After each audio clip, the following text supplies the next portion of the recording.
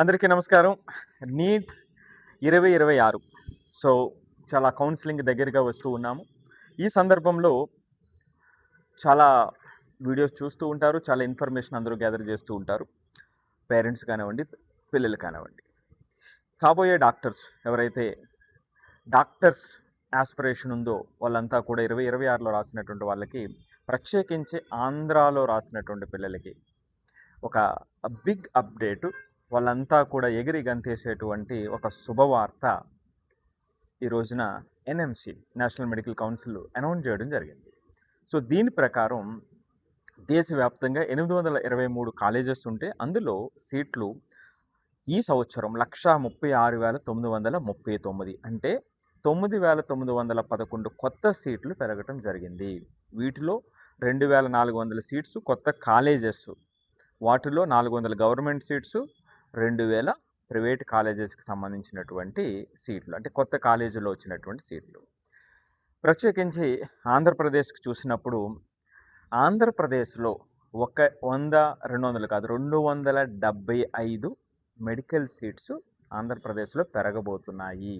అంటే కొత్తగా ఎంతోమంది డాక్టర్స్ అవ్వటానికి అవకాశం ఉంది. సో ఖచ్చితంగా 2026కి సంబంధించినటువంటి పిల్లలకి నిజంగా ఎంతో గొప్ప శుభవార్త. ఈ 275 సీట్లు కూడా పిడుగురాళ్ళ గవర్నమెంట్ కాలేజీకి కొత్త కాలేజ్ ఇది 100 సీట్లు.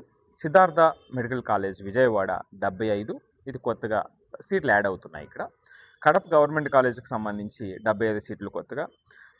ACSR Nellore government medical college, ACSR government medical కాలేజీకి సంబంధించి నెల్లూరుకి సంబంధించిన దాంట్లో 25. సో టోటల్గా 275 సీట్లు ఆంధ్రాలో పెరగబోతున్నాయి. సో మరి దీనివల్ల మార్క్స్ తగ్గబోతున్నాయా, కట్ ఆఫ్స్ తగ్గబోతున్నాయా, ఎక్కువ మందికి అవకాశం వస్తుందంటే ఖచ్చితంగా లాస్ట్ ఇయర్తో పోల్చినప్పుడు ఖచ్చితంగా ఎక్కువ మందికి అవకాశం వస్తుంది.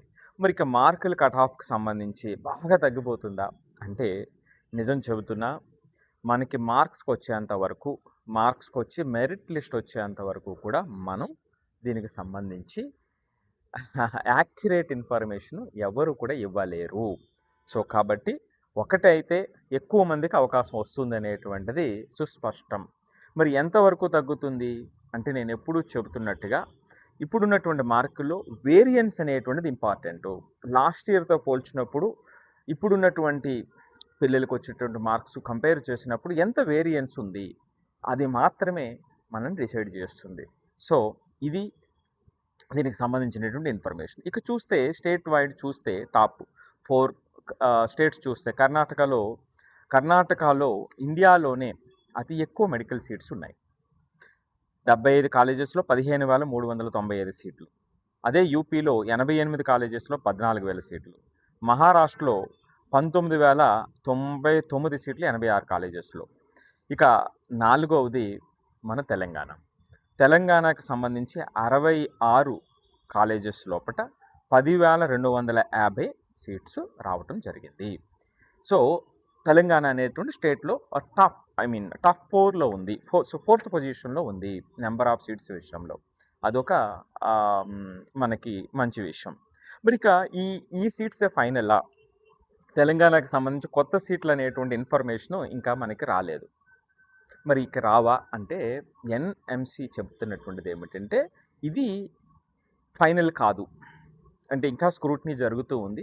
ఈ స్క్రూట్నీ జరిగేటువంటి సందర్భంలో కొత్తగా సీట్స్ యాడ్ అయ్యేటువంటి అవకాశం ఉండొచ్చు.